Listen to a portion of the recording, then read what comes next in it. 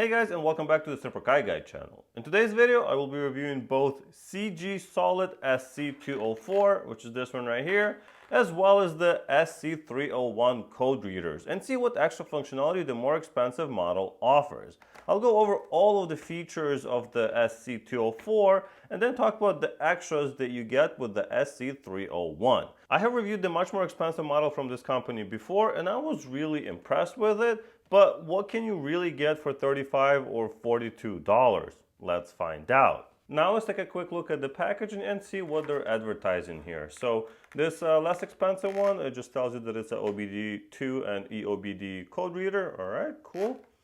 One-click update, very nice. We have the features here in the back.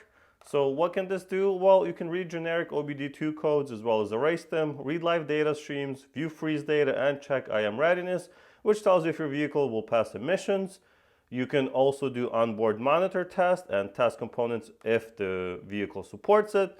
The SC301, this one right here, also adds O2 sensor monitor test and ability to print the data via computer. So let's open these up, take a closer look, and then go into the car and plug them in. Now that both of them are out of the package, let's see what you get. You get your warranty cards, so you fill those out and send them out. Get 1 year warranty, nice. Then you get manual for each one, obviously. These are really well written, like step by step for every single thing. This is just one language, but it describes every single step and how to do it. And you also get some specs in here as well. So very nice. Same thing for the more expensive one. Obviously bigger and thicker manual because it does more functionality. All right, let's take a look at the devices themselves. This one, very small. So I think this is going to be the advantage of this one is the size, first of all, right? So if you're just keeping one in your car for the purposes of clearing codes, if something happens, you're going on a trip, or you're just driving to work and you don't want, something happens to your car, you need to clear the codes just so you can continue, this will definitely be a good choice. This one is a little bit bigger, but the screen size seems to be about the same. No, this one's a little bit bigger. I think this is probably like a 2.5. This is a 2.8 inch. A few other advantages of this one is that you have the quick health monitor, or whatever you want to call it. So you have a couple LEDs that show you whether the car is good or not. So this would be like, yeah, no codes, everything's good. This is like shadow codes and something in the background, but that's not going to prevent you from driving. And the red one's going to be probably engine light on your car, so that's when the red one will light up. Of course, this one has a few more buttons. We'll see what those are about and if they're useful. Both are made from hard plastic, no rubberized anything, but you also have to remember that these are, like $35 and $42. So very, very inexpensive, but let's see if the functionality is worth the money. All right, so we're going to start with the SC204. I'll go over the functionality of this device and then see what the difference is with the 301. First things here, the main menu is that you have OBD2. This is your main functionality of this device. Then you also have DTC lookup. This is where you can actually look up your code and see what they mean. Review, about, and setup. We'll talk about those in a second. Let's start with setup just to see what kind of items we have in here and we can change the device. Of course, you have your language, so you have a few different languages there.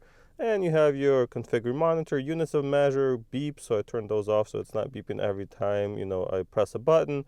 Self-test, you can test the buttons and the LCD, and you can update it. So if you click on that, you can connect it to the computer and get it updated. About literally just tells you the serial number of the device, nothing to see there. And then we have review. Review is basically the information that we have already scanned before, so it memorizes the last scan of the device. So I've scanned this car already and you can see that information in here. Pretty cool that you can review this stuff and show it to your mechanic if need be. All right, DTC lookup. As you can see, you can just enter a different digits and then, well, I just guessed it. Obviously that's not a real code, but if you select the proper code with your actual manufacturer, it will tell you exactly what that is. And the main event of this device, OBD2. So this scanner can only scan general or generic OBD2 protocols, or the PIDs. This will not be able to scan your individual modules. You know, like if you have a BMW, you want to scan a roof module, this will not be able to do it. But of course, it's, you know, not at the price range that I would even possibly consider having those kind of features. So the cool thing here though is that you can scan both the automatic transmission and the engine. We're going to go with the engine. Once we select that, we have our options in here. So we have read codes. So let's see if we have any codes in this car. Stored codes, nothing here. Okay, pending codes, nothing there. And then we're going to go on permanent codes, nothing there. So this car is obviously fine, but it's very cool that you get to see 3 different options. And you know, if you have codes that are stuck in the system, you can see those in there as well. And not only that, you can erase them as well.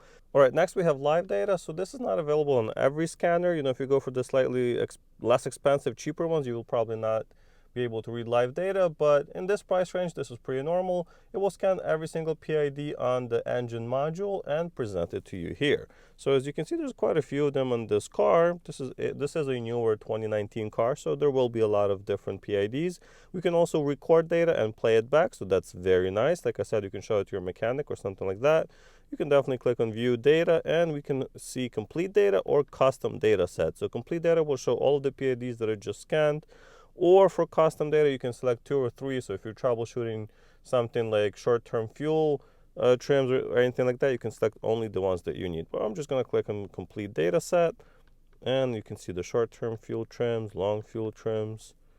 You have your, you know, RPMs. So if I rev it up, see how quickly it reacts. Pretty quick right there. So you can see it changing. You have your map sensor, pressure. A lot of different information here that's very useful. And of course, if you don't know what some of this mean, you can easily Google it and it will tell you exactly what those are. Okay, and then once you click, if you click on one of them, it will graph that for you. So that's very cool as well. It does have graphing capabilities. So I think if we go to RPM, this will be a better representation of that. So I'm going to click OK. So there you go. Very cool. For such an inexpensive device, this works really well. All right, I'm going to go back. Let's see what else we can find in here. So we have freeze data or view freeze frame. This will only have information in it if your car has issues with emissions. It will record that data so you can play it back and see what the issue was. This one's obviously fine. IM readiness, that's the same as this button, which I will show you in just a minute. Onboard monitor tests. So this also has to do with emissions. A lot of the items in here are concentrated for emissions. So what this will do is show us the components that can scan, that we can test per the manufacturer. So I'm in a Hyundai. We're going to go to the manufacturer. As an example, let's select misfire in cylinder 1. Okay, so we're going to click OK. And you can see there's 0 misfires, and you have the criteria here as well. So the minimum is 0, the maximum 65,000. Obviously, that's just the max, I think, hash or something like that. But you get the idea. You get your parameters, and then you get your result as well. So if we do fuel system monitor, let's see if that one shows us a better example. Just do that one. Yeah, so right here, the test is 1, the minimum is 0.8, and the maximum is 1.1. So we're right in the middle, which is good. All right, I'm going to go back. Okay, we also have a component test, which this car does not support. And then we have vehicle information. So you have to turn the key off, which I don't want to do at the moment. But basically, it's going to give you like VIN number and different ECU names and things like that. So if you need something like that, you can definitely go there. Now, the last thing on here is the IM button. So I'm going to hit that button. And what it does is checks for emission testing and tells us if everything's ready or not.